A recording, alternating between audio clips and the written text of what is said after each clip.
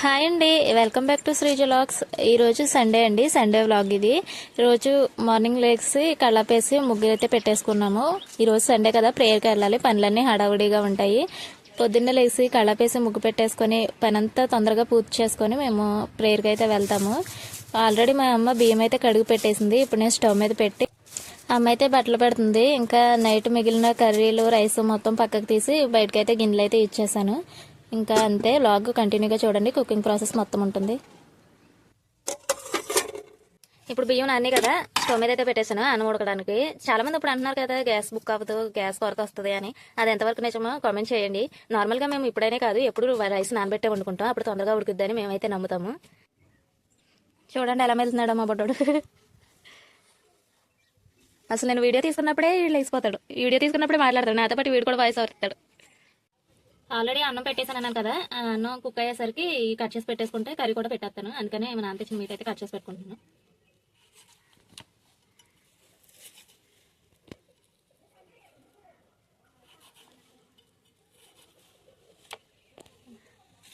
కావాల్సిన ఉల్లిపాయ పచ్చిమిరపకాయలు అలాగే మాంసం కూడా కడిగి పక్కన పెట్టుకున్నాను. ఇప్పుడు స్టవ్ మీద అయితే ప్యాన్ పెట్టుకున్నా. ఆయిల్ అయితే యాడ్ చేసుకున్నాను. ఆయిల్ యాడ్ చేసుకొని ఆయిల్ హీట్ అయిన తర్వాత ఉల్లిపాయ పచ్చిమిరపకాయలు అనేవి వేసుకోవాలి.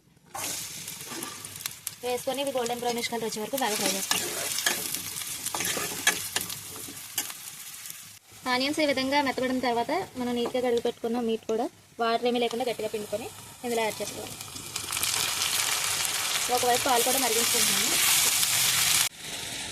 ఇలా వాటర్ ఏమీ లేకుండా మొత్తం మీట్ని ఇందులో వేసుకొని బాగా కలుపుకోవాలి. ఇలా వేసుకున్నా కానీ వాటర్ అయితే రిలీజ్ అవుతాయి. ఆ వాటర్ అంతా ఇంకిపోయే వరకు ఫ్రై చేసుకోవాలి.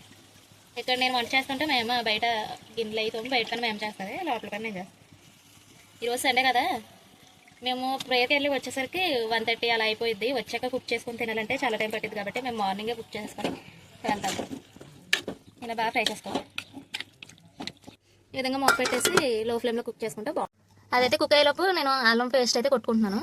ఇలా ఫ్రెష్గా కొట్టుకున్నది వేసుకుంటే కర్రీస్ కూడా చాలా టేస్ట్గా అండ్ స్మెల్ కూడా బాగా వస్తుంది. అల్లం వెల్లుల్లి పేస్ట్ అయితే ఈ విధంగా మెత్తగా దంచుకోవాలి. ఇలా దంచుకున్న అల్లం వెల్లుల్లి పేస్ట్ని మనం కర్రీలో యాడ్ చేసుకోవాలి. చూసారుగా వాటర్ ఎలా రిలీజ్ అయింది. వాటర్ రిలీజ్ అయినప్పుడు మనం అల్లం వెల్లుల్లి పేస్ట్ వేసుకుంటే ముక్కకు బాగా పట్టి మెత్తగా ఉంటుంది ముక్క, లేదంటే ముక్క గట్టిగా అయిపోయింది. చాలా మంది కర్రీ ఉడికిపోయిన తర్వాత వేస్తారు, అప్పుడు వేయడం వల్ల ముక్క చాలా గట్టిగా ఉంటుంది. ఇలా వేసుకోవడం వల్ల ముక్క మెత్తగా ఉంటుంది. ఇలా బాగా కలుపుకొని మూత పెట్టి ఉడికించుకోవాలి. వాటర్ అనేది ఈ విధంగా ఆల్మోస్ట్ అబ్జర్వ్ అయిపోవాలి. అప్పుడు ఇందులో ఉప్పు కారం అనేది యాడ్ చేసుకోవాలి. ఉప్పు అయితే యాడ్ చేసుకుంటున్నాను. అలా మీ స్పైసీనెస్కి తగ్గట్టు కారం, అలాగే కొంచెం అంత పసుపు కూడా యాడ్ చేసుకుంటాం. కారం అనేది మాంసం కూరల్లో ఎక్కువనే వేసుకుంటే చాలా టేస్టీగా ఉంటుంది. మీరు ఏదైనా తక్కువ తినలేము అంటే అప్పుడు తక్కువ వేసుకోండి, లేదంటే ఇలా స్పైసీగా ఒకసారి వండుకుంటుంది. చాలా అంటే చాలా టేస్టీగా ఉంది. ఇలా బాగా కలుపుకోవాలి. ఈ పీసెస్కి బాగా పట్టాలి ఉప్పు కారం, అప్పుడే బాగుంటుంది.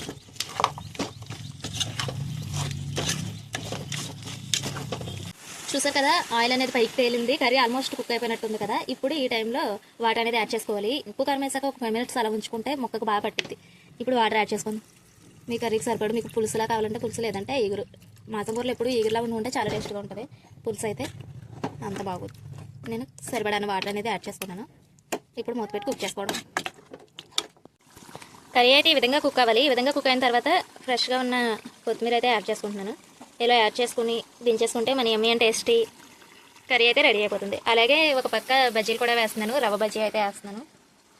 చాలా మెత్తగా వచ్చాయి. ఈ రెసిపీ కూడా నేను పోస్ట్ చేస్తాను. ఇక ఇల్లంతా చూడండి, పని అంతా అయ్యేసరికి ఎంత చిరాగ్గా అయిపోయిందో. ఇప్పుడు ఇదంతా క్లీన్ చేసేసి మా అమ్మ ఆల్రెడీ నీళ్ళైతే కాగపెట్టేసింది. హెడ్ బాత్ చేసేసి ప్రేయర్కి అయితే రెడీ అయిపోతాను. ఇల్లంతా నీట్గా క్లీన్ చేసేసి ఫ్రెష్ అయితే వచ్చేసాను. ఇప్పుడైతే నేను ఈ డ్రెస్ అయితే వేసుకోబోతున్నాను.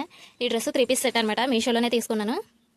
చాలా అంటే చాలా బాగుంటుంది. కాటన్, ఈ సమ్మర్కి చాలా ఫ్రెష్గా అనిపిస్తుంది, ఉడికేమీ రాకోకుండా. ఒకవేళ మీకు ఈ డ్రెస్ కావాలంటే కామెంట్ చేయండి, నేను లింక్ అయితే ఇస్తాను. ఇదైతే బాటమ్,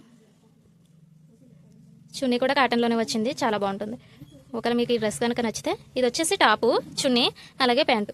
ఈ డ్రెస్ నచ్చితే కామెంట్ చేయండి, నేనైతే ప్రొవైడ్ చేస్తాను. ఇక ఈ వీడియో ఇక్కడితో అయితే ఎండ్ చేస్తున్నాను. మీకు కనుక మన వీడియోస్ ఫస్ట్ టైం చూస్తున్నట్లయితే సబ్స్క్రైబ్ చేసుకోండి, అలాగే వీడియోకి లైక్ చేయండి. Bye guys, thank you for watching.